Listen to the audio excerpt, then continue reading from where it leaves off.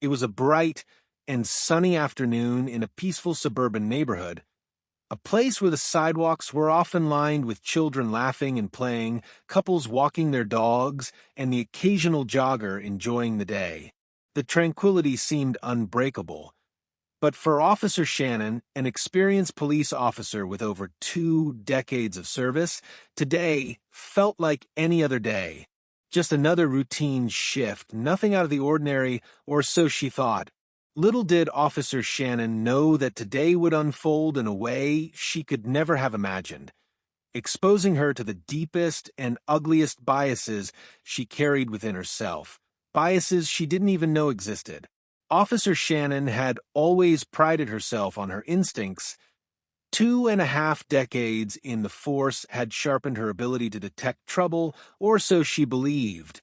As she patrolled the neighborhood, something caught her attention, a young girl, maybe around 9, with brown skin, thick curls blowing in the breeze, riding her scooter on the sidewalk.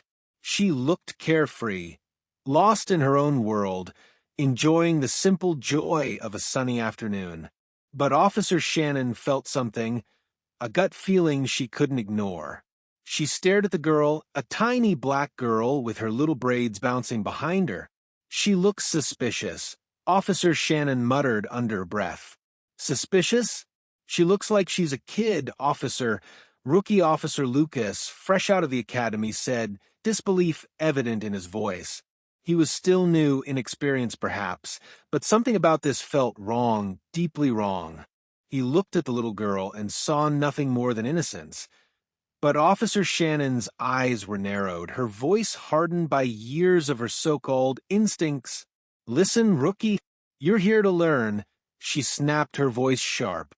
I've been doing this job for 25 years. I know when someone's up to no good, especially in neighborhoods like these. Don't get out of line. Officer Shannon pulled the patrol car over, her eyes locked on the little girl. Officer Lucas hesitated, unease pooling in his stomach. He watched as Officer Shannon approached the girl, her stance firm, her tone dripping with suspicion. Hey, sweetie, are you lost? What are you doing around here? She asked, her voice laced with an almost condescending concern. The young girl looked up, her dark eyes widening, startled. I'm just riding my scooter. I live here, she replied, her voice hesitant. You live here? Shannon's eyes narrowed further, her skepticism evident. Is this your scooter? Where did you get it? The girl swallowed, clearly nervous. My dad got it for me. She pointed down the street. He's at home. Where is your dad? Shannon pressed on, her tone aggressive. The girl pointed in the direction of her house, her eyes beginning to well with tears. He's at home, just down there. Suspicious activity, Shannon muttered, turning towards Officer Lucas, who was now visibly uneasy. I don't know, Officer Shannon. Lucas said, his voice hesitant. She's just a child, she's scared. But his words fell on deaf ears. They're criminals at such a young age, Officer Shannon said under her breath, her voice laced with prejudice. Before Lucas could do anything, Officer Shannon had the young girl by her arm, her small wrists forced into cold, hard handcuffs. What are you doing? She's just a kid.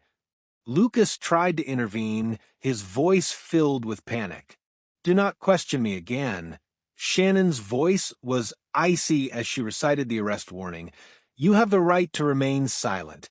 Anything you say can and will be used against you in a court of law. The young girl, who had said her name was Amara, was sobbing now, struggling as her small frame was pulled towards the patrol car. Please, no, let me go. I didn't do anything, she cried. But her pleas were ignored. She was pushed into the back seat of the car, her cries echoing in the quiet suburban streets, her little face pressed against the window, tears streaming down. At the police station, the cold, intimidating environment swallowed Amara. She was placed in a holding cell, her tiny hands still bound, her face wet with tears. Hours passed by. The cold metal bench, offering no comfort, the constant noise of keys, distant conversations, and ringing phones only amplifying her fear. Her cries for her father grew softer, exhaustion finally taking over. Meanwhile, Officer Shannon was busy filing her report, her expression resolute. It wasn't until another officer questioned why there was a young black girl in a holding cell that doubt began to creep in. "What did she do?" the officer asked, bewildered. "She was acting suspicious," Shannon replied curtly, the words feeling emptier with every repetition. "Suspicious?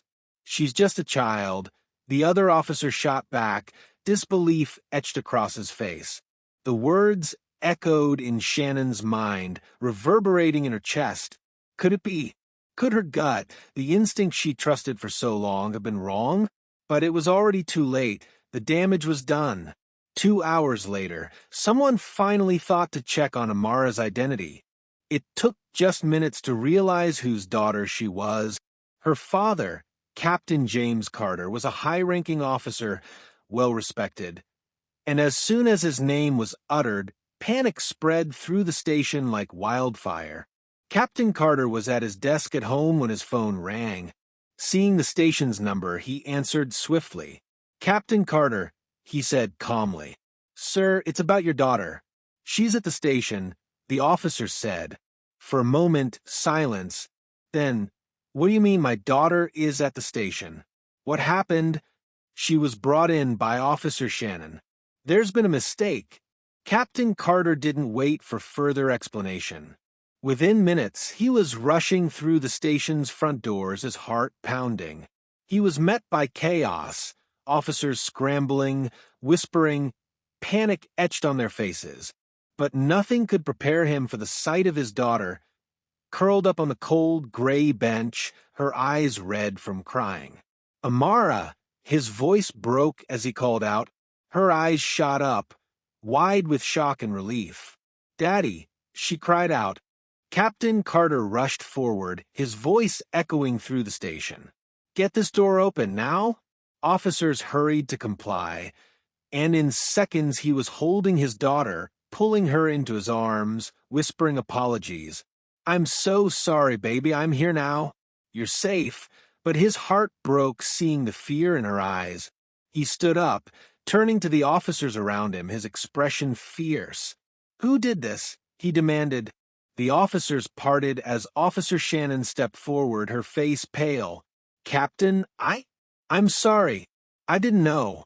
Didn't know." Captain Carter's voice was cold. "Didn't think to check, to ask? You arrested a 9-year-old child, my child, and left her in a cell for hours. For what? Because she looked suspicious to you?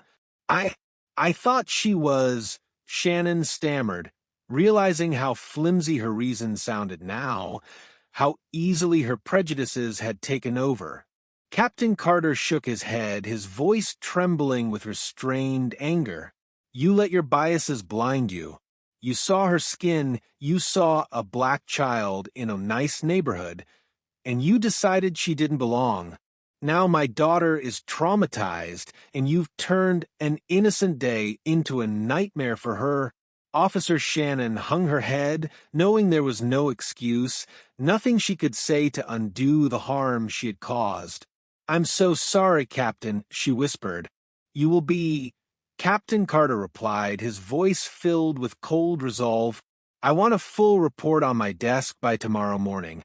And don't think for 1 second that this won't have consequences."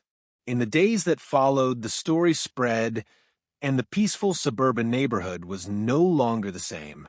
The illusion of peace was shattered, exposing the deep-seated biases and the ugliness that simmered beneath the surface. Captain Carter used the platform given to him to speak out, to educate, to push for change. He talked about the need to confront biases, even especially in those sworn to serve and protect. Officer Shannon was suspended, her career in jeopardy as an internal investigation began.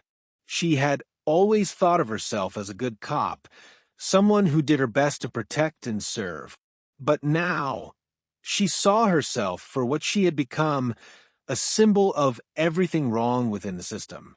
She had failed to see a child, a little girl, innocent and carefree, and instead saw a threat. It was a painful reckoning. Amara struggled in the aftermath. The world that had once seemed bright and filled with possibilities now felt heavy with fear.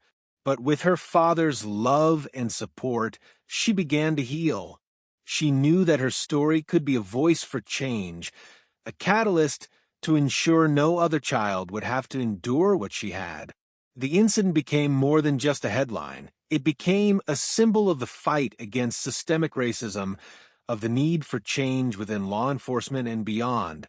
Captain Carter continued his work, knowing that while he had fought this battle for his daughter, the war for true justice and equality was far from over. And Amara, growing up with the knowledge of what had happened, held her head high, knowing that she was strong, that her story mattered, and that the fight for justice was worth every tear, every struggle. And so, the quiet suburban neighborhood changed, its scars visible, yet hopeful. Hopeful that from the pain and injustice, real change might finally grow.